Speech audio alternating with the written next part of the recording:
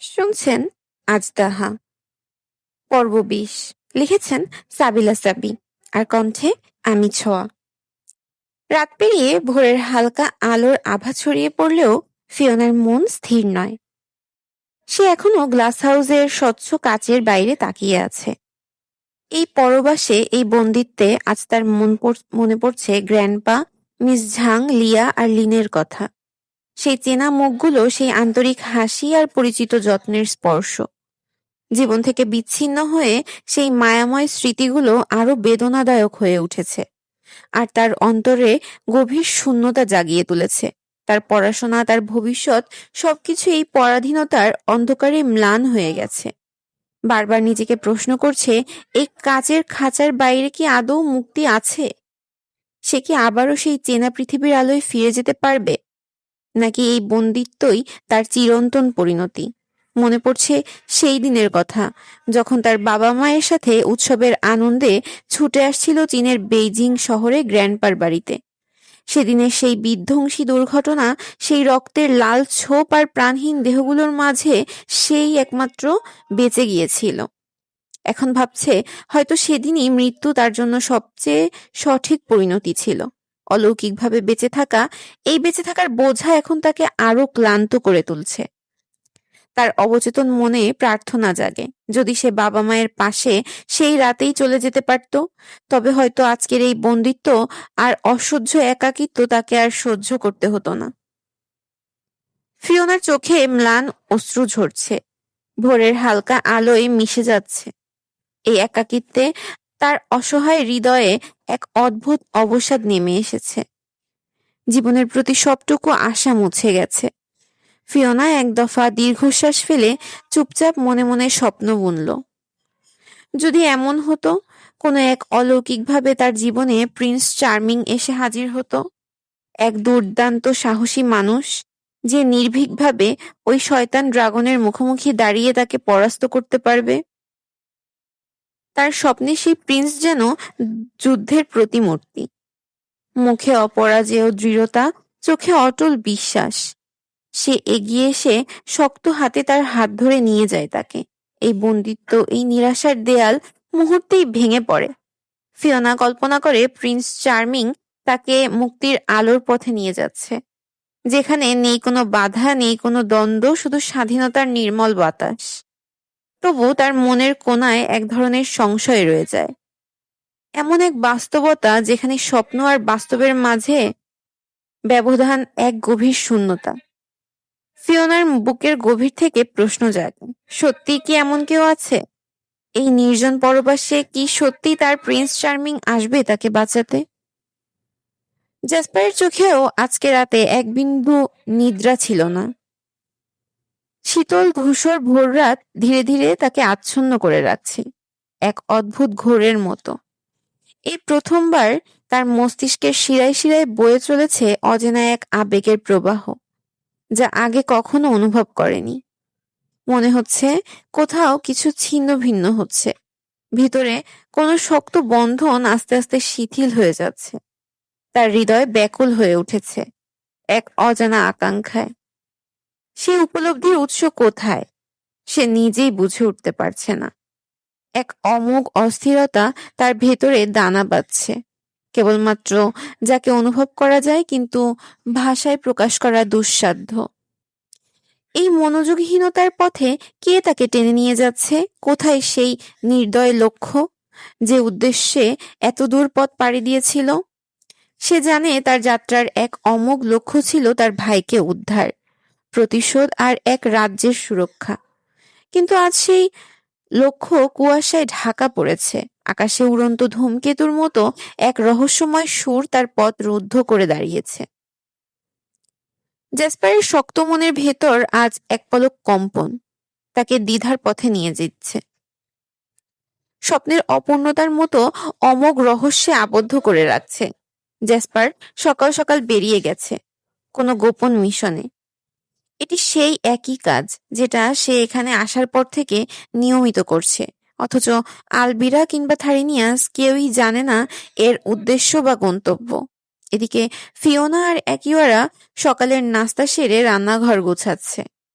সূর্যের আলোয় রান্নাঘর উজ্জ্বল হয়ে উঠেছে, আর সকালের হালকা হাওয়া কিছুটা স্বস্তি এনে দিচ্ছে। এই সময়ে ফিওনা একিওরার পাশে এসে ফিসফিস করে বলল, বলছিলাম যে একিও, তুমি আমাকে একটা সাহায্য করতে পারবে? একিওরা তার দিকে তাকিয়ে মুচকি হেসে বলল, হ্যাঁ, বলো কি সাহায্য। ফিওনার কণ্ঠে একটু নিরাশার ছাপ ফুটে উঠল। এখানে তো টিভি মোবাইল কিছুই নেই, সময় কাটানোটা বেশ কঠিন হয়ে যাচ্ছে। তুমি কি কিছু উপন্যাস, নোবেল বা বই এনে দিতে পারবে? সেগুলো পড়ে অন্তত সময়টা কাটানো যেত। একেওরা মাথা নেড়ে বলল, বুঝতে পারছি। ঠিক আছে, আমি তোমার জন্য কিছু বইয়ের ব্যবস্থা করার চেষ্টা করব। ফিওনার মুখে খুশির আভা ফুটে উঠল, একটু মুক্তির স্বাদ পেল সে। একেওরা কিছুটা বিষয়ের সুরে বলল, প্রিন্স সকাল সকাল কোথায় চলে গেল? ফিওনা তার মনের মধ্যে এক চিলতে স্বস্তির হাসি নিয়ে ভাবল, ভালোই হয়েছে। ওই ফায়ার মনস্টারটা যতক্ষণ থাকে আশেপাশে অদ্ভুত অস্বস্তি ছেয়ে থাকে। এমন নয় যে সে তাকে দেখে শুধু আতঙ্কিত হয়, বরং তার উপস্থিতিতে চারপাশের বাতাস ভারী হয়ে যায়। ফিওনার মনে হয় তার স্বাধীনতা কোথাও হারিয়ে গেছে, আর নিজেকে আরো ছোট মনে হয় সেই অগ্নিসম শক্তির সামনে। ফায়ার মনস্টার এই নামটাই তার মন থেকে উঠে আসে। ফিওনার চোখে জ্যাসপারকে কেবল এই নামেই যেন চেনা যায়। বিকেল গড়িয়ে ধীরে ধীরে সোনালি আভা মুছে সন্ধ্যার নরম আলো এসে মিশল আকাশের গাঢ় নীলের সঙ্গে। পাহাড়ের চূড়ায় বসে মুক্ত বাতাসের ছোঁয়া নিতে নিতে থারিনিয়াস আর আলবিরা দূরের দিগন্তের দিকে তাকিয়ে আছে। একটা প্রশান্ত নীরবতা তাদের ঘিরে রেখেছে। আলবিরা হঠাৎ আনমনে প্রশ্ন করল, আচ্ছা থারিনিয়াস, তোমার কাছে কোথায় বেশি ভালো লাগে, ভেনাসে নাকি পৃথিবীতে? থারিনিয়াস একটু হাসল। এই প্রশ্নে কোনো গোপন আনন্দ আছে। আমার কাছে ভেনাসই ভালো লাগে, সে ধীরে বলে উঠল। সেখানেই আমি ড্রাগন রূপে নিজেকে প্রকাশ করতে পারি, নিজের সমস্ত শক্তির প্রয়োগের স্বাধীনতা পাই। এই পৃথিবীতে সেই স্বাধীনতা কোথায়? আলবিরা একটু দূরে তাকিয়ে মৃদুস্বরে বলল, কিন্তু থারিনিয়াস, আমার তো পৃথিবীতেই ভালো লাগে। এখানকার প্রকৃতি, এর হাওয়া, এর জলবায়ু অনেক সুন্দর। আর এর সাথে একটা জিনিসও ভালো লাগে। থারিনিয়াস ভ্রুকুচকে তাকালো, কিছুটা কৌতূহলী হয়ে বলল, কোন জিনিস? আলবিরা কিছুক্ষণ চুপ করে রইল, তারপর তার চোখে এক বিষণ্ণ আলোর ঝিলিক ফুটে উঠল।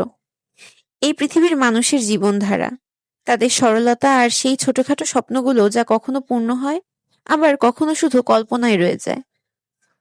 এখানে প্রকৃতির সাথে সেই মানুষগুলোর আবেগ মিশে গিয়ে এক অদ্ভুত সুন্দর সৃষ্টি করেছে, যা ভেনাসে কখনো পায়নি।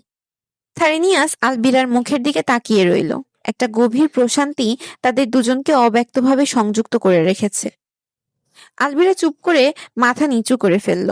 সন্ধ্যার হালকা বাতাসে তার চোখের কোণে জমে থাকা জল চিকচিক করে উঠল। দেখো থারিনিয়াস, আলবিরা কাঁপা কণ্ঠে বলল, এখানে পৃথিবীর মানুষ নিজেদের মনের গভীরতম চাওয়াগুলোকে অবলম্বন করেই পথ চলতে পারে। যখন দুজন মানুষ একে অপরকে মন থেকে চায়, তখন তার মিল হয়ে যায়।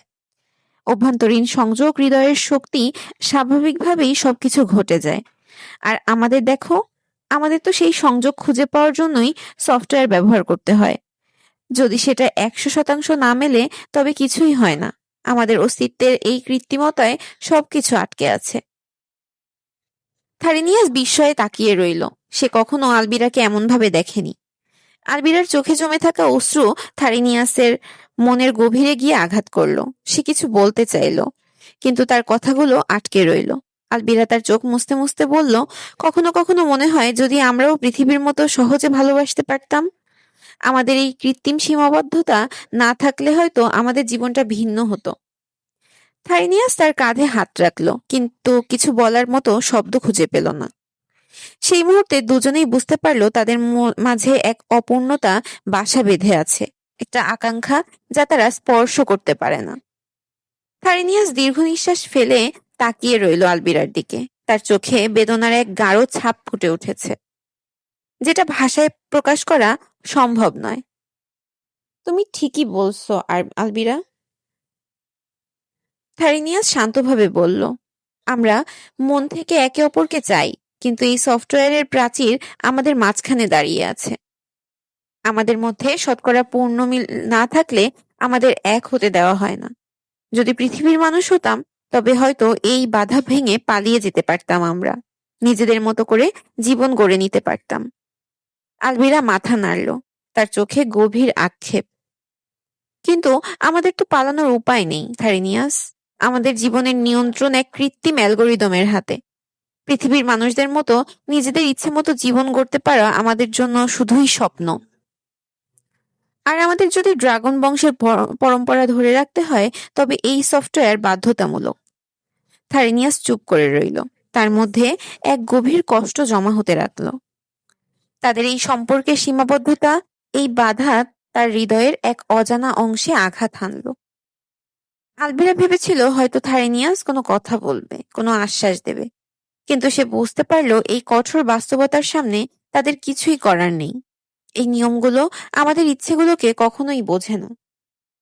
থারিনিয়াস মৃদু স্বরে বলল, কিন্তু আমি জানি আলবিরা, কোনো একভাবে আমাদের মধ্যে এই মনের মিল, এই চাওয়াটা হয়তো কখনো মিথ্যে নয়। তবুও নিয়তির খেলা আমাদের সেই ইচ্ছেকে অস্বীকার করে দেয়। হঠাৎ আলবিরা প্রশ্ন করল, তাও ভালো, আমরা এই ভালোবাসার অনুভূতি উপলব্ধি করতে পারি, কিন্তু প্রিন্স, তার মধ্যে তো এসব কিছুই নেই। যদি তার মধ্যেও এমন অনুভূতি থাকতো, তাহলে কি হতো? থারিনিয়াস আলবিরার দিকে তাকিয়ে মৃদু হেসে বলল, তুমি কি বলছো আলবিরা? প্রিন্সের মধ্যে এই অনুভূতি অসম্ভব। সে শুধু দায়িত্ব পালন করেন, ভালোবাসার ধারণা তার কাছে একেবারেই অজানা। আর তাছাড়া তার জন্য তো পার্টনার ইতিমধ্যেই ঠিক করা আছে, প্রিন্সেস অ্যালিসা। তাকে ভালোবাসা বা মায়া মমতার মতো জটিল অনুভূতিতে জড়ানোর কোনো প্রয়োজন নেই। আলবিরা মৃদু শ্বাস ফেলল। তবে থারিনিয়াস, এমন যদি হতো, প্রিন্সের মধ্যে হঠাৎ করে ভালোবাসার বোধ জেগে উঠত, যদি কোনো অলৌকিকভাবে তার হৃদয়ে অনুভূতির সঞ্চার হতো, তাহলে কি হতো? থারিনিয়াস একটু থেমে বলল, তাহলে হয়তো তিনি বুঝতে পারতেন যে এই অনুভূতিটা কেমন কেমন শক্তিশালী আর বিপজ্জনকও। কিন্তু প্রিন্স তো এমন কিছু অনুভবের জন্য তৈরি নন আলবিরা। তার মধ্যে লাভ ফাংশনাল ডিলিট করে দেয়া হয়েছে, যেখানে অনুভূতির কোনো স্থান নেই। আলবিরা মাথা নাড়ল, হয়তো তুমি ঠিকই বলছো। প্রিন্স যদি কখনো কাউকে ভালোবাসার মতো দুর্বল হতেন, তবে তার এই শক্তি ও দায়িত্বের ভার হয়তো তার জন্য বোঝা হয়ে যেত। তবুও মাঝে মাঝে ভাবি, হয়তো এই কঠোরতায়ও এক ধরনের শূন্যতা আছে। হয়তো তার মধ্যেও কোথাও লুকিয়ে আছে ভালোবাসার মতো কোমল অনুভূতি, যা আমাদের মতো সাধারণ ড্রাগনও বুঝতে পারে না। থারিনিয়াস আবার চুপ হয়ে গেল। প্রিন্সের জীবন আর তার দায়িত্বের কথা ভাবতে গিয়ে তাদের নিজেদের জীবনকেই আরো নিরানন্দ, আরো সংকীর্ণ মনে হলো। রাতের নিস্তব্ধতা ভাঙার মতো আর কোনো শব্দ নেই। ফিওনা একা একা ডাইনিং টেবিলে বসে খাবারের শেষ কাটা চালাচ্ছে। কক্ষের শূন্যতায় সে বারবার তাকিয়ে দেখে, কিন্তু জ্যাসপার এখনো ফেরেনি। দূরের গুমোট অন্ধকারে ফিওনার মনে শঙ্কার একটা ছায়া ছড়িয়ে পড়েছে। অন্যদিকে জ্যাসপার নিঃসঙ্গ পায়ে হাঁটছে চীনের নির্জন শীতল রাস্তায়। চারপাশে এক অমোঘ অন্ধকার মেঘালির মতো জড়িয়ে রয়েছে। হঠাৎ অন্ধকারের মধ্য থেকে ছায়া আধারে ঢাকা কিছু অবয়ব তার চারপাশে ঘিরে ধরে। জ্যাসপার তাদের শনাক্ত করতে চেষ্টা করে, কিন্তু সে দ্রুতই অনুভব করে তাদের অভিসন্ধি। একে একে তাদের মধ্যে একজন এগিয়ে এসে এক অশুভ কণ্ঠে বলল, যা যা আছে সব বের কর, মোবাইল, টাকা, সবকিছু এক্ষুনি আমাদের কাছে দে।